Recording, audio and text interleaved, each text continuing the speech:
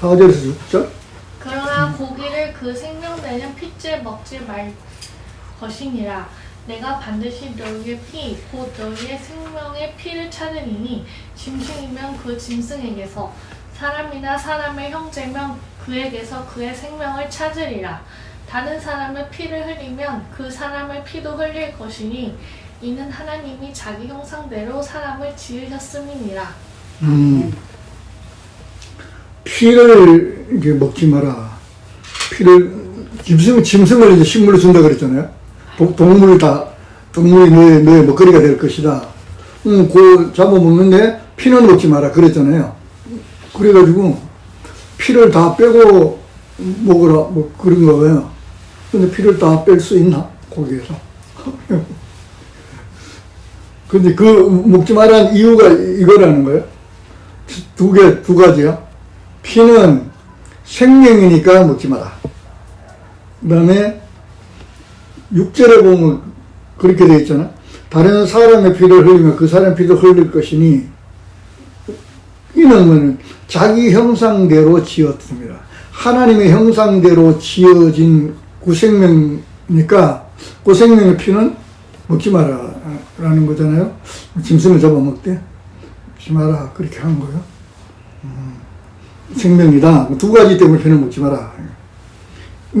그러니까 이제 피가 생명이니까 생명은 네 마음대로 죽이고 살리고 먹고 하고 권한이 없다는 거예요. 생명의 주인이 창조주 하나님이잖아요. 그 생명을 취할 권한이 피조물에게는 없다는 거예요. 그 생명은 하나님이 주인이니까 하나님이 취하든지 주든지 한다는 거예요. 그리고 또 하나님 형상대로 지었다라고 했잖아요. 그렇기 때문에 피는 먹지 마라. 아담이 생명이 된 것은 생기로 인함이잖아요. 아담이 이제 생명을 받아 생기가 됐다 그랬죠. 그 생명이잖아요. 그 생명이 창조주 하나님께로 왔다. 생기라는 말은 살아있는 기운 뭐 그런 거예요. 살아있는 기운을 받으니까 그 흙이 생명을 가진 존재가 됐다 그러는 거예요. 그 생명은 창조주 하나님께로 온 거잖아요. 피조물이 그 생명의 해를 가할 권한이 주어지지 않았다는 하나님 거니까. 그러니까 생명을 취하는 분은 하나님이에요.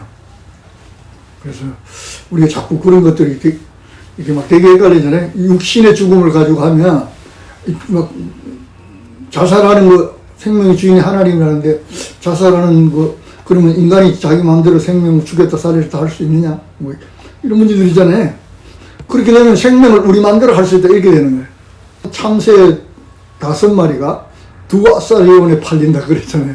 그래서 그 한 마리도 한 마리의 생명도 하나님 허락하지 않으면 땅에 떨어지지 않는다 그렇게 했잖아요. 거기 보면 그것도 얼마나 귀중하냐면 5마리가 두 아사리온에 팔린다 그랬죠.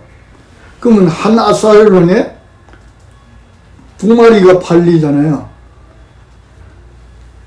두 아사리온에 5마리가 팔리니까 한 아사리온을 주면 한 마리, 2마리만 주는 거예요. 근데 두 아사리온을 주면 5마리를 주는 거예요. 그럼 한 마리는 거예요, 이게? 돔이에요. 돔으로 딸려오는 그 한 마리 참새 생명도 어떻게 된다는 거예요? 하나님 허락하지 않으면 안 된다는 거예요. 그러면 그 귀한 생명을 인간이 마음대로 좌지우지할 수 있느냐 이렇게 되잖아요. 근데 가만히 보면 이 이야기도 사실 뭐 육체 생명 이야기는 아닌 것 같아요. 하나님이 영원한 생명이 되고 안 되고 하는 피조물이 생명이 되고 산자가 되고 죽은 자가 되는 권한은 하나님께 있다. 왜? 그분이 생명의 주인이니까. 그래서 우리에게 이제 그걸 설명하는 거예요. 생명의 주인이 누군지를 잊어버리지 마라. 그 소리 하는 거예요. 그래서 우리에게는 생명을 구별할 권한이 없으니까 피는 먹지 마. 피가 생명이다. 그랬죠. 사실 피가 생명이에요. 전적으로도 피만 만들 수 있으면요. 하나님이 아니 피는 못 만들어. 피는 못 만들어. 다 만들어도 피를 만들 수 없어요. 사람이 피가 없으면 안 되잖아요. 다 세포가 사는 것도 피고 산소하고 뭐 양분 세포에 갖다 운반하는 것도 피예요. 세포에 쓰는 찌꺼기를 가지고 오는 것도 피고 다 피가 생명이에요. 맞아요. 그래서 생명은 하나님 거니까 해야지 마라. 그러므로 피조물이 생명을 해야 하는 것은 뭐냐, 창조주 하나님께 도전하는 바벨탑을 쌓는 행위에 해당할 수 있다. 생명은 하나님 거잖아요. 그걸 인간이 마음대로 그걸 이렇게 해야 하고 한다는 것은 하나님의 권한에 도전하는 게 되는 거예요. 그렇죠? 하지 마라라는 겁니다. 그다음에 7절 너희는 생육하고 번성하며 땅에 가득하여 그 중에서 번성하라 하셨더라. 이제 선악과로 타락한 아담이 번성하고 충만했죠. 충만해졌어요. 그러자 심판이 내렸잖아요. 노아 홍수의 심판이 사람이 많아져서 그렇게 된 거예요. 근데 1장에 보면은 요와 똑같은 사람을 만들고는 그들에게 복을 줬잖아요. 충만하고 번성하라고. 충만하고 번성해졌는데 심판이 내린 거예요. 그리고 보면 충만하고 번성해야 할 아담이 있는 거예요. 그러나 선악과 먹고 타락한 인간이 번성하면 안 돼. 누가 번성해야 되냐? 하나님의 형상인, 하나님의 형상과 모양으로 만들어진 아담이 번성하고 충만해야 돼. 그렇죠? 죄를 짓고 사망에 떨어진 아담이 번성하면 죄가 번성해지는 거야. 그래서 지금 노아에게 이야기를 다시 하잖아요. 그럼 노아는 어떤 거예요? 하나님의 형상과 모양으로 구원받은 사람이잖아요. 죄진 아담들은 어떻게? 정말 다 물의 심판에 죽었잖아. 그럼 우리에게도 그래. 우리 안에도 두 개 있잖아요. 선악과 먹은 아담이 있고 구원받은 아담이 있고 어느 게 번성하느냐에 따라 우리가 힘들고 편안할 수 있잖아요. 그죠? 육이 타락한 아담이 우리 속에 번성하면 어떻게? 어쨌든 간에 몸이 아프든지 마음이 불편하든지 미움 시기 질투가 생기든지 그건 다 어떻게 거야? 죄 지은 아담이 번성하는 거죠. 우리 안에.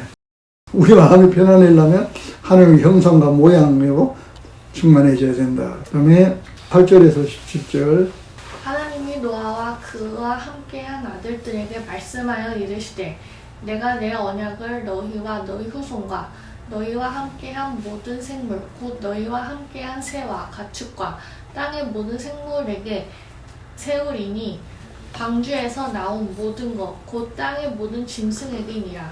내가 너희와 언약을 세우리니 다시는 모든 생물을 홍수로 멸하지 아니할 것이라.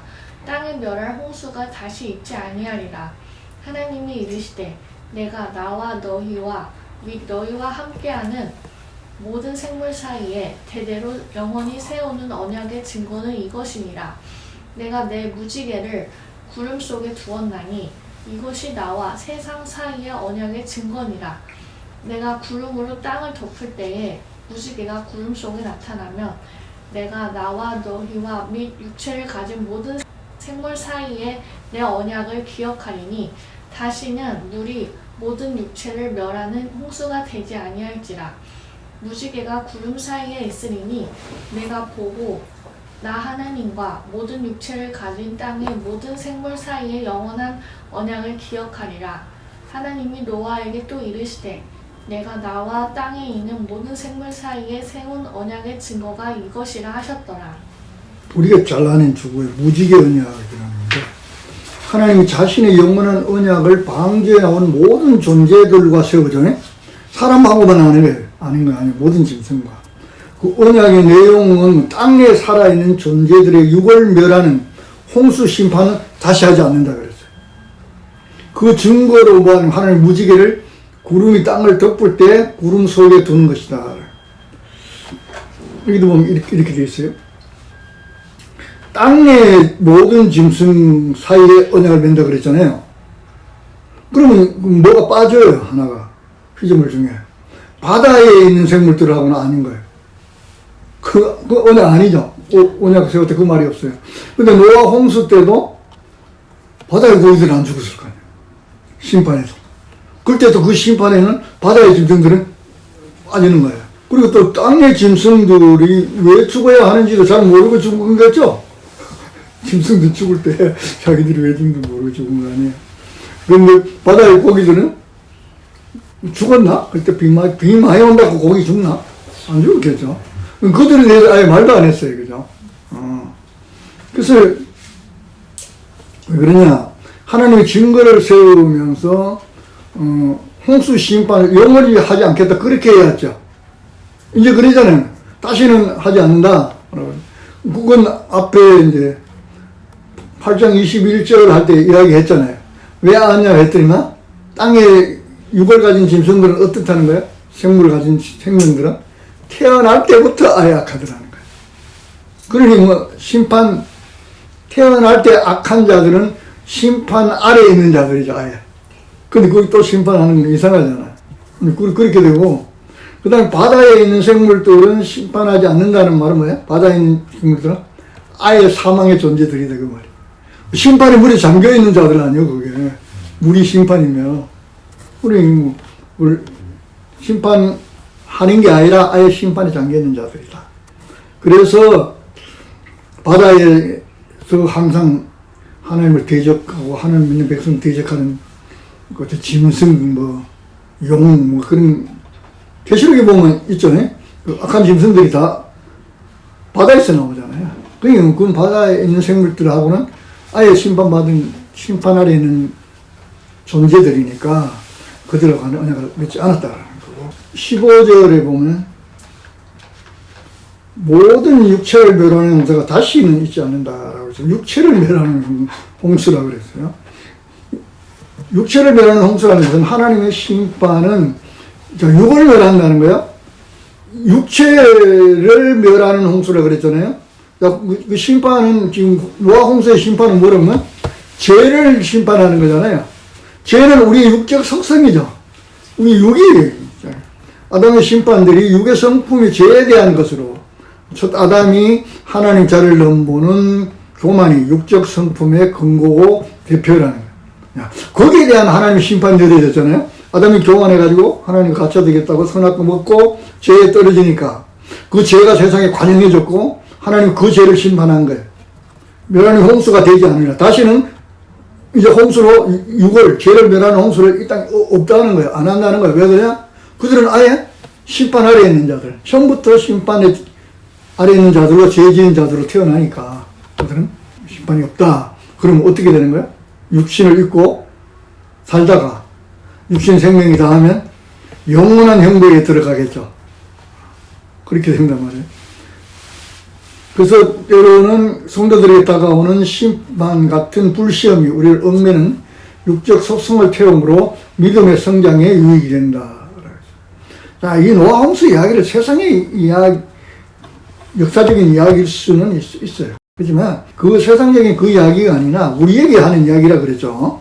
우리가 노아가 지금 의인으로 하나님 앞에 하나님 사람으로 또 성장해 가야 되는데 그의 육적 성품, 죄성이 죽는다라고 보는 게 더 맞을 수도 있어요. 우리의 육적 성품이 하나님의 심판에 이 땅에 살 때 우리가 힘들고 어려운 하나님의 시험들이 왜 오느냐? 육을 죽이러 온다는 거예요. 그걸 통해서 우리가 점점 믿음이 성장하게 된다. 그죠? 그렇게 되는 거예요. 그런 시험을 하나님이 면제하지 않아요. 시험을 당하게 한다는 거예요. 당하게 하죠. 그래서 다니엘의 세 친구가 묶여갖고 떨어졌죠. 그 시험이죠. 테스트 하잖아요. 느부갓네살이 하나님 믿을 거야? 너 절할 거야? 안 할 거야? 이거 테스트죠. 할 거냐 안 할 거냐 물어보는 테스트 아니에요. 그들이 뭘 정답을 나는 우상의 절을 안 할 겁니다. 이렇게 한 거 아니야. 그러니까 그들이 그래? 너가 정말 하나님만 믿고 그 신을 안 섬기는지 입으로 말해야 되는 게 아니고 실제로 몸으로 보여야 되잖아요. 그러려면 어떻게? 그 시험에 집어넣어 봐야 되잖아. 불에 집어넣으려고 그럴 때, 나 우상에 절할게요. 이렇게 하면 어떻게 해요? 시험에 떨어지는 거예요. 근데 그들은 안 한다고 했잖아요. 불에 떨어져. 하나님이 여기 불에서 나를 안 건져줘도 나는 우상에게는 아예 절 안 할 겁니다. 처음부터 그렇게 해버렸죠. 근데 그 시험이 하나님은 그 불에 들어가기 전에 하나님 막지 않았어요. 불에 들어가서 내비둬 버렸죠. 근데 들어갔는데 안 탔어요. 그죠? 안 탔는데 뭐가 탔냐니까? 끈이 탔어요. 묶어서 넣었다 그랬잖아요. 근데 그들이 막 돌아다녔다 그랬잖아요. 이 끈은 타겠죠? 그냥 우리를 묶고 있는 신앙생활을 하는데 얽매고 있는 게 뭐예요? 다 죄에 근간 우리 육적 성품들이잖아요.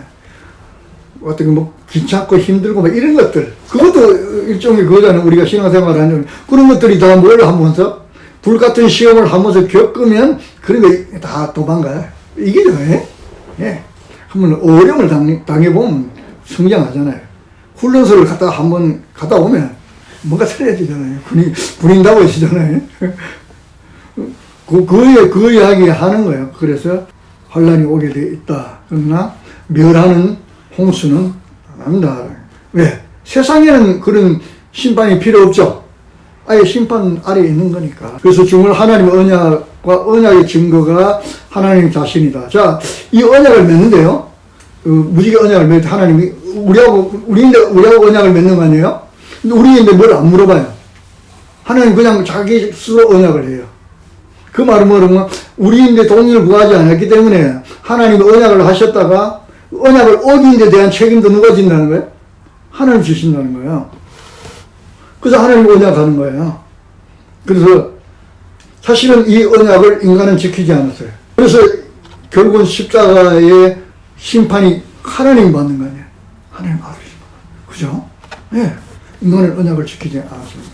그리고 하나님은 그 언약을 할 때 언약을 안 지키면 너희를 멸한다고 하지 않았어요.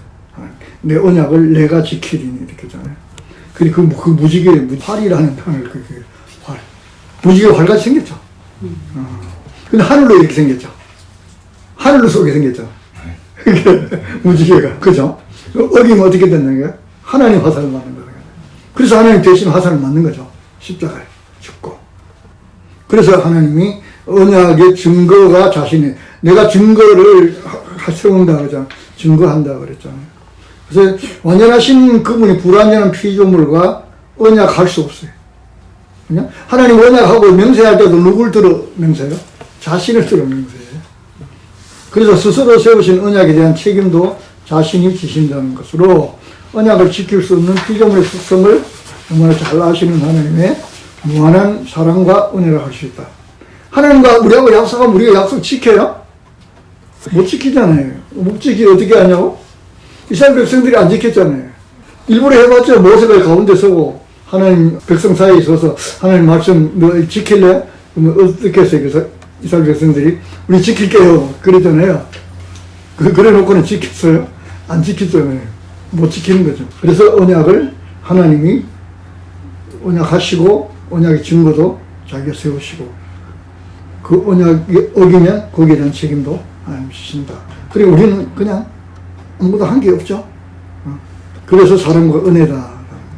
그 다음에 18절 19절 방주에서 나온 노아의 아들들은 셈과 함과 야벳이며 함은 가나안의 아버지라. 노아의 이 세 아들로부터 사람들이 온 땅에 퍼지니라. 셈과 함과 야벳이라 그랬는데 여기 보면 함은 뭘 더 설명을 붙였어? 함은 가나안의 아버지라 이랬죠. 함 중에 아들이 가나안이 있다는 거예요. 근데 함 아들이 가나안 하나만 있는 건 아니에요. 되게 많아요. 근데 굳이 이랬는데 가나안은 우리는 이름만 들어도 알죠. 이 가나안이 지금 뭐 할 사람인지. 막내, 함이 사실 막내예요. 거기 어디 있는 거 보면 24절에 보면 이렇게 되어 있어요. 노아가 술이 깨어 그 작은 아들이 자기에게 행한 일을 알고 이렇게 하잖아요. 그 작은 아들이란 거 있잖아요. 함이 제일 막내예요. 근데 여기 보면 항상 보면 이렇게 나오잖아요. 셈과 함과 야벳이라고. 함이 항상 그 중간에 있어요. 그리고 또 막내 아들, 함의 아들이 여러 명인데 가나안이 막내예요. 그리고 막내 아들이 압이라고 한 거예요, 이게 지금. 그러니까 이건 뭐냐? 왜? 함은 셈과 야벳과는 다른 족보의 다른 삶을 살 거라는 거예요. 다르다는 거예요. 우리 형과는. 다른 삶을 사는 자의 조상이 된다. 그래서 일부러 그 막내 아들 이름까지 붙였어요. 가나안이 누군지는 알잖아요. 이스라엘 백성을 대적하는 족속들이죠. 다 신멸돼야 할 족속. 그러니까 그런 거예요. 함은. 즉 셈과 야벳이 셋의 계보의 조상이라면 그 셈과 야벳의 후손들이 그 계보를 이어가요. 그 계보가 생명의 계보죠.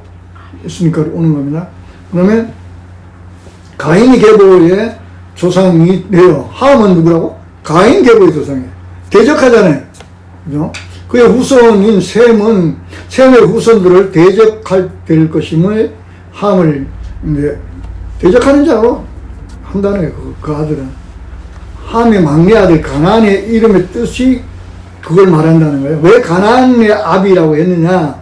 함은 자기 형들을 대적하는 자의 조상이 될 거라는 거예요. 지금 대적하죠, 항상 이스라엘 백성들은. 그래서 가나안의 이름을 거기 쓴 거예요. 그럼 왜 가나안의 이름이 그런 거예요? 복종하다, 항복하다, 굴복하다. 이름도 참. 그러면 가나안은 그거 할 족속들이라는 거죠. 함의 족속들은 정복하고 복종하고 항복하고 굴복. 뭐 같아요? 전쟁하는 거죠. 지금 정복하고 전쟁하는 거 아니야? 황복하고 뭐 이거다. 그러니까 함은 지금 자기 형들을 후손들하고 전쟁할 자들이라는 거예요. 이거 대적해서 싸울 족속이라는 거예요. 그럼 우리 안에 전쟁하는 족속들이 있잖아요. 이렇게. 그래서 그 막내가 형 사이에 이름이 기록되어 있는 것은 형제 사이를 이간하는 자로서 하나님과 아담을 갈라놓는 사탄. 사탄이 그거 하죠. 사탄이 대적자라는 뜻이에요. 삶에 될 것이란 의미를 알 수 있다. 사탄이 뭐 하는 거냐? 갈라놓는 거예요. 틈을. 어디 갔다 싸우고 찢고 뽑고 형제간에 뭐간에 다 다투고 헤어지고 교회에서 싸우고 누가 하는 거예요 그거? 사탄이 하는 거 아니야? 사탄은 틈만 노린대요. 그래 조금만 틈만 있으면 그 틈에다가 뭘 들어갈 수 있는 작은 걸 끼운대요. 그래가지고 자꾸 이렇게 흔들어서 구멍을 넓혀놓는데 이게 떨어지게 한다는 거야. 누가? 함의 후손들이 그거 한다는 거야. 아시겠죠? 그래서 가나안 아비라고 한 게 이유가 있다. 그걸 할 것이다. 그 다음에 20절에 노아가 농사를 시작하여 포도나무를 심었더니 포도나무 농사를 했어요. 포도나무에 대한 이야기는 굉장히 많이 나옵니다. 성경에. 신약에서도 예수님이 늘 농부나 뭐 농사 이야기할 때 항상 포도나무 이야기하죠. 이게 이제 심었더라. 직역을 하면 이렇게 돼요. 노아는 이 농사라는 단어 앞에 있는 단어가 킹제임스는 맨으로 번역했어요. 농사 두 단어 아니야? 농업의 일을 하는 거지. 농이라는 단어를 맨이라고 하는 거예요. 번역했으니 우리는 번역하지 않고 그냥 농사로 번역해봤어요. 단어 땅이라는 말로 더 많이 번역되는 단어다. 농사라는 단어는. 그러니까 이게 뭐냐면 노아는 포도나무를 심어서 땅에 사람이 되기 시작하였다. 그 뜻. 좀 이상하긴 이상하네. 왜 굳이 또 포도농사를 짓는지 몰라. 처음 나와가지고. 그러니까 또 그 문제가 되죠. 포도주 먹고. 다시 말하면 포도주는 주식이 아니죠. 음료수잖아요. 밀농사를 짓거나 보리농사를 지어야지. 원래 이스라엘 백성들은 밀보리 그거 농사 짓는 거야. 맥주절 있고 그러잖아요. 근데 어떻게 포도농사를 짓는 거야? 방주에 있으면서 그랬나 봐. 나가기만 나가면 내가 포도주를 실컷 먹으리라고 그렇게 생각을 했나 봐. 나오자마자 바로 포도농사를 지었다는 거예요. 여기서 이제 취하여라고 번역된 단어가 이제 즐거움이라는 뜻을 가진 말로서 노아가 하늘의 즐거움을 취하지 않고 땅의 것으로 즐거움을 취하는 땅의 사람이 되어 이런 모습을 하고 있다. 21절 안 읽을거라. 21절 볼까? 포도주를 마시고 취하여 그 장막 안에서 벌거벗은지라. 오케이, 그렇게 했다 그러죠. 이 취하여라는 단어가 뭐라고? 즐거움이라는 단어예요. 자, 노아는 뭘로 즐거워해야 되느냐면 하나님으로 즐거워해야 돼요. 하늘의 것으로 즐거워해야 되는 하나님의 백성들이 땅의 것으로 즐거워하면 어떤 일이 생겨? 수치를 당하는 일이 생긴다는 거예요. 그래서 이제 즐거움이라는 뜻을 가진 말로서 노아가 하늘의 즐거움을 취하지 않고 땅의 것으로 즐거움을 취하는 땅의 사람이 되었어. 지금 이 모습이 그렇다는 거예요. 땅의 사람이 되었다.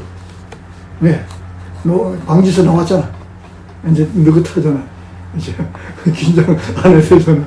그러니까 환란 뒤에는 우리가 믿음이 성장하는 유익이 오는데 이런 큰 은혜를 받고 이런 큰 일이 있고 나면 어떻게? 그 은혜를 받고 난 뒤에는 꼭 문제가 온단 말이에요. 그게. 그것 때문에 넘어진다고. 그죠? 좀 편안하고 뭐 이렇게 되면 이상해지잖아. 우리만 그런 게 아니고 노아도 그랬던가. 그래서 이 구절을 성령 충만으로 하는 사람도 있죠. 노아가 뭐 포도주를 먹고 뭐 성령 충만 그렇게 하는 사람도 있더라고. 그런데 그렇게 하기엔 좀 이상한 거는 노아를 좀 부정적인 분으로 이렇게 했냐면 이 일 때문에 문제가 생겼잖아요. 형제간에 어떻게 주종 관계가 되는 거예요. 불행한 결과를 가져오므로 은혜 뒤에 조심해야 하는 타락한 신앙으로 보는 것이다. 신앙의 타락으로 본다는 거예요. 예, 그것 때문에 형제간에 그랬죠. 뭐 노아가 축복할 때 그렇게 하잖아요. 보면. 함은 뭐 형제 뭐 종이 될지라 이러잖아요. 그 아버지도 이상한 아버지. 그런다고 또 종이 되라고 하는 건 뭐예요? 그러다 그 종이 되라 해야 되겠어요? 이놈은 뭐 이렇게 하면 마음은 되잖아. 그래서 그런 말들은 인간이 스스로 할 수 있는 말은 아니다. 그 말대로 되어져 버렸잖아요. 그죠? 그리고 함이 보면 그 복을 받을 수 있는 사람인데 사실은 그렇게 된 거 아니에요. 그죠? 자기가 먼저 어떻게 해요? 아버지 봤으면 덮으면 되죠? 덮고 형들 어디 갔다 집에 들어가려고 하면 형 안 돼. 조금만 가. 아버지 지금 주무신다. 이거든 가죠. 그렇게 하면 되잖아요. 근데 안 그랬죠. 그게 나팔을 팍 불었다는 거예요.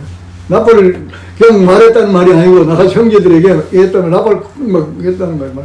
아버지가 막 이렇게 했다는 거 아니야. 아, 이상했다. 그러니까 항상 기회는 있다는 거예요. 이렇게 함도 할 말 없죠. 지가 복 받을 놈이었어요 사실은. 근데 안 한 거 아니야. 똑같죠. 에서와 야곱도 그러잖아요. 에서가 맞으니까 복 받을 수 있죠. 그죠?